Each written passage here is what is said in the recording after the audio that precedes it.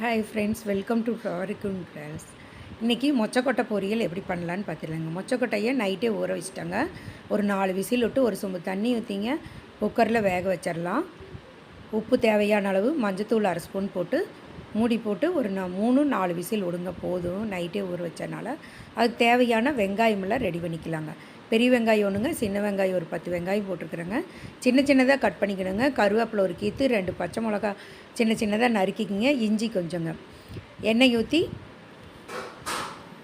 Oil சூடானோன்னங்க கடுகு, கடலப்பருப்பு, உளுந்து பருப்பு, இஞ்சி பூண்டு பேஸ்ட்டு ஒரு ஸ்பூனுங்க. அதோட நாம் 4 பல் பூண்டு தட்டி போட்டுக்கலாங்க. பச்சை மிளகா 2ங்க ஆட் பண்ணிக்கலாங்க. இதோட நம்ம வரமிளகாயும் போட்டுக்கலாங்க. ஒரே ஒரு வரமிளகா கில்லாமல் போட்டுக்கலாங்க.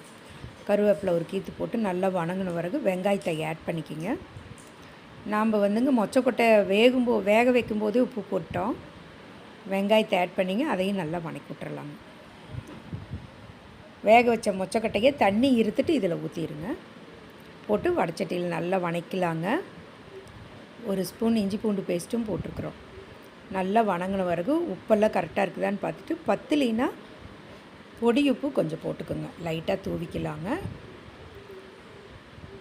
டேஸ்ட் இருக்குதான்னு பார்த்துட்டு நல்லா வணக்கி விட்டோன்னே 2 ஸ்பூன் தேங்காய் துருவல் போட்டுக்கலாங்க. தேங்காய் துருவல் போட்ட பிறகு ஒரு 2 நிமிஷம் வணக்கணுங்க. நல்லா வணங்கின பிறகு கொத்தமல்லி தலையை அதில் தூவி இறக்கலாங்க. இந்த வீடியோ பிடிச்சிருந்தா லைக் பண்ணுங்கள், ஷேர் பண்ணுங்கள், கமெண்ட் பண்ணுங்கள், பெல் பட்டனை கிளிக் பண்ணுங்கள்.